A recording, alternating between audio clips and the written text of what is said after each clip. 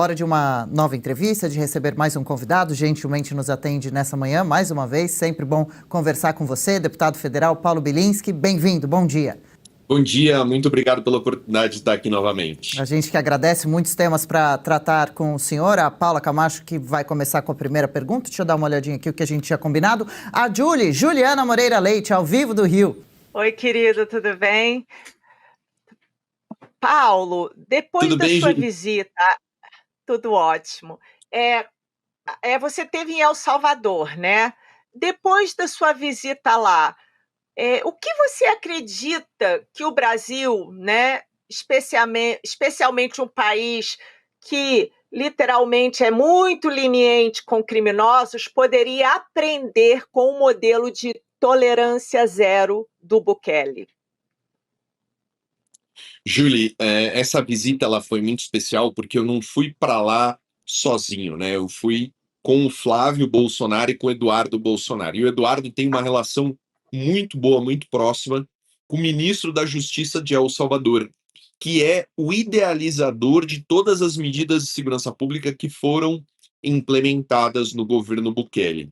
Por que essa visita foi tão importante? Porque ao compreender todo o cenário político, todo o cenário de segurança pública que El Salvador enfrentava e entender exatamente quais foram os passos tomados para que se alcançasse esse verdadeiro milagre que foi executado em El Salvador, a gente consegue entender, primeiro, que as semelhanças com o Brasil não são poucas, são todas. El Salvador, de 2016 a 2019, era exatamente como vivemos o Brasil hoje. Índices de homicídio altíssimos, índice de criminalidade altíssimo, domínio territorial de organizações criminosas e corrupção criminosa na política, infiltração do crime na política.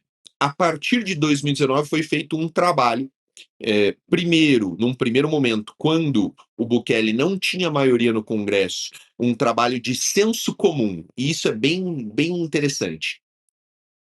Lá em El Salvador, as eleições para presidente e as eleições do Congresso não acontecem ao mesmo tempo, como é no Brasil. Então, aqui a gente elege o presidente e elege o Congresso Nacional ao mesmo tempo. Vai acontecer em 2026 a eleição. As eleições são em momentos diferentes, como é aqui presidente e prefeito, tá? Então, o Bukele, em 2019, ele não tinha maioria. Todos os esforços que ele fez na segurança pública...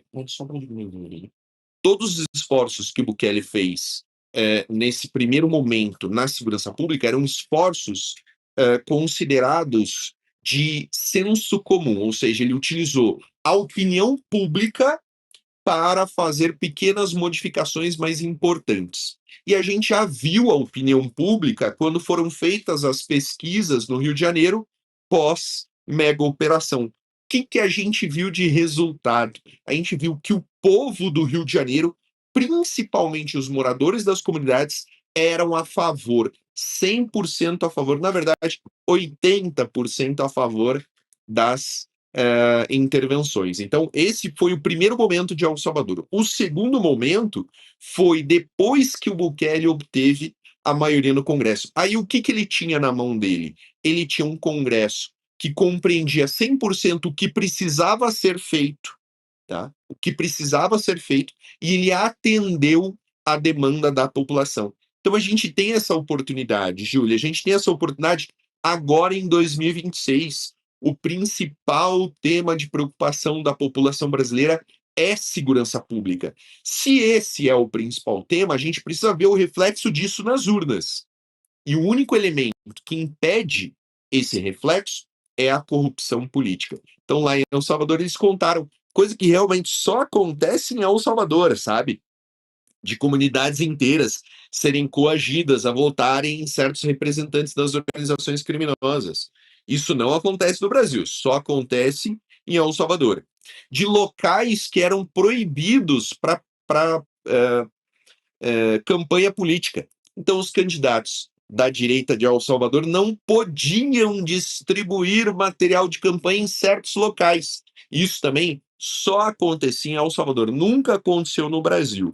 Essa lógica é que pode atrapalhar a gente em 2026. Mas se a gente mantiver um discurso forte de que existe solução e o caminho ele é do apoio popular se manifestando por intermédio dos seus representantes, a gente vai alcançar em 2027 uma realidade política que vai permitir a implantação de todos esses planos. E é óbvio, a cerejinha do bolo de El Salvador, né, o grande prêmio é o Secote. O Secote são essas imagens aqui que o pessoal está assistindo à nossa direita, que é um presídio especializado, criado para receber os membros das organizações criminosas, com capacidade de 40 mil presos, e ele foi construído com o objetivo de receber todos os membros de organização criminosa de El Salvador.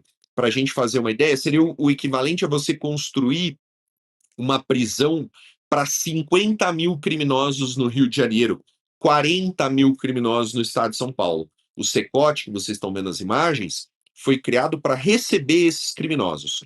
Desses 40 mil, 20 mil já se encontram presos. E os níveis de criminalidade caíram para equiparar El Salvador ao Canadá, por exemplo, com 1,4 homicídios para cada 100 mil habitantes. Deputado. Paula? Deputado, bom dia. Realmente, eu vi um documentário sobre a prisão em El Salvador e é realmente impressionante como eles conseguiram revolucionar a segurança pública lá, né? Eles colocam todos aqueles presos, alguns deles com centenas de assassinatos nas costas, com tatuagens, né? Identificações das facções. E eu acredito que aqui no Brasil, grande parte da população aprovaria ter esse método de tolerância zero contra as facções aqui no Brasil, tendo em vista que todos nós sofremos nas mãos desses criminosos. E pensando nesse caso também, quais as atualizações sobre o relatório do PL antifacção que foi entregue nessa madrugada, nessa quarta-feira, pelo senador relator Alessandro Vieira, e quais as expectativas para aprovação? O Senado, a gente sabe que hoje é o principal problema político do Brasil, né? Os senadores não representam a realidade da população. O Senado hoje não tem, né? Nós não temos maioria no Senado e nós não temos uma presença forte de defensores da segurança pública. Infelizmente, o Senado vai sofrer, na verdade, felizmente, vai sofrer muitas modificações em 2027, 2026 a gente elege 2/3 do Senado e a gente vai ter um cenário mais positivo. O texto do PL antifacção é um texto que deve passar pelo Senado ou com melhorias ou exatamente como ele está. Se houverem modificações a favor daquilo que o governo imaginava que devia ser, né, o original antifacção, aí a gente vai ter problema. Então, assim que a gente tiver o retorno desse texto para a Câmara dos Deputados, a gente vai conseguir ajustar ele de acordo com o que nós, que combatemos o crime organizado, desejamos. Perfeito. Também quero aproveitar o deputado aqui para perguntar sobre esse novo escândalo que está nos holofotes, mas não está, Banco Master. Por que agora esse sigilo em cima dessas investigações? Não temos o direito de saber sobre os envolvidos, o que houve exatamente, sendo que envolve a todos nós brasileiros, mas esse absurdo? Olha só, o Banco Master é até difícil a gente falar em números, né? Porque o prejuízo pode chegar a 90 bilhões de reais, tá? É um prejuízo que envolve, né, dentro da estrutura do Banco Master, algumas pessoas bastante poderosas, né? Então, no conselho do Banco Master estava o ministro Lewandowski, advogando pelo Banco Master, a esposa do ministro do STF, o Dias Toffoli, Dias Toffoli, envolvidos, né, no Banco Master diversos membros do Parlamento, do Congresso Brasileiro. Então, o que o STF fez é o contrário do que o povo deseja. O que o povo quer saber é quem está envolvido, quem praticou conduta criminosa e como que se permitiu esse nível de prejuízo. Como que é possível esse rapaz ter sido solto em tão pouco tempo. Estava preso por uma operação da Polícia Federal e foi solto por uma liminar do STJ, salvo engano, num caso também bem difícil, em que aparentemente o advogado que advogou para o rapaz que foi solto também advogou para a juíza que concedeu a liminar. Claro, posso estar errado em relação a todas essas informações, mas eu acredito que o Supremo Tribunal Federal novamente age de forma contrária ao desejo da população brasileira. Isso aqui tem que mudar. Tem que mudar tanto que o Gilmar Mendes até está trabalhando agora para impedir o impeachment de ministro do Supremo, né? Aquilo que era o sonho de todo brasileiro de bem, vem em 2027 um Senado forte, com capacidade de reestabelecer a ordem constitucional do Brasil, agora sendo tolhido por um ministro que, depois de 20 anos de casado, resolveu se divorciar da esposa, que também advoga, né? Mas resolveu se divorciar da esposa porque eles permanecem eles enjoaram do casamento, né? Então resolveram se divorciar. Óbvio que não tem nada a ver com a aplicação da lei Magnitsky contra ministros do Supremo. Então o Brasil está num caminho muito tenebroso mesmo, e até as soluções que a gente imaginava que a democracia ia proporcionar estão sendo tolhidas. Então, se você ainda acha que o Brasil não é uma ditadura, se você defende que somos um país democrático, tá aí, meu irmão. Melhor você repensar seus conceitos. Deputado, prazer tê-lo aqui conosco. Deputado, ainda em relação a isso, né, essa decisão do Gilmar Mendes, a gente sabe que vai agora para plenário, mas praticamente fica impossível fazer impeachment de ministro do Supremo, porque dependemos do PGR, do Gonê, e fora isso, agora precisa de 2/3 de todo o Senado para abrir o processo, né, não é nem para acatar um processo. Então, complica bastante. Mas o Congresso tem a prerrogativa de fazer algo a respeito, né? Porque isso não está na Constituição, tem além do impeachment, poderia ser feito, por exemplo, uma PEC, deixando claro qual que seria o processo do impeachment, que, aliás, essa lei também é bastante antiga, né? Acho que de 1950, então estava na hora de atualizar e colocar e dar voz. Eu sei que tudo isso é complicado, porque existe agora uma queda de braço e o Supremo tem fechado, de fato, o Congresso, porque, tirando a oposição, e a oposição não tem maioria ainda, nós vemos um Congresso bastante acovardado, mas é importante esse barulho e colocar quais são as opções que se tem para essa mudança, né? Não dá para deixar, enfim, isso ficar do jeito que está, né? Ou seja, hoje, então, os ministros são completamente intocáveis. Pior ainda, eu diria, é a argumentação que está por trás disso. Porque eles falam o seguinte: olha, não, presidente pode ser impeachmentado porque ele tem voto popular. Agora, ministro do Supremo, não, ele tem notável saber jurídico, né? Ele é um deus, então ele não pode sofrer impeachment. Eu queria saber quais propostas o Congresso poderia encabeçar para, de alguma maneira, colocar uma barreira nisso. Eu vou ser bem sincero com vocês, pessoal, e esse é um momento muito difícil para mim, porque é óbvio, né? A minha vontade absoluta é falar palavrão, né? A única alternativa que nos resta, mas em respeito às senhoras que estão aqui, a todos os nossos telespectadores, eu vou me manter aqui numa linguagem mais técnica possível. Veja, a situação política ela é muito tenebrosa e tudo depende, absolutamente tudo depende da postura da população em 2026. A próxima escolha, tanto para deputado federal, senador, governador, presidente, ela tem que ser uma escolha baseada no Brasil que nós queremos ter, porque o Brasil que nós temos já está falido. Economicamente, politicamente, do ponto de vista da segurança pública, o Brasil está destruído e ele só vai caminhar mais à ruína. Então a gente tem que tomar uma decisão muito séria. Como foi a decisão de El Salvador? Qual é o futuro que vocês esperam para o país? Vocês esperam um país que vai retornar aos eixos, que vai retornar à ordem constitucional, que vai de alguma forma garantir segurança pública e segurança jurídica, ou você quer um Brasil que vai ser dilapidado, em que os empresários vão deixar de realizar investimentos, em que o povo vai deixar de ter prosperidade? Essa é a decisão. Eu não acho que existe hoje clima para fazer nada politicamente que tenha capacidade de manter o Supremo sob controle da Constituição. O Supremo hoje é nosso maior inimigo como instituição. E ele se tornou isso.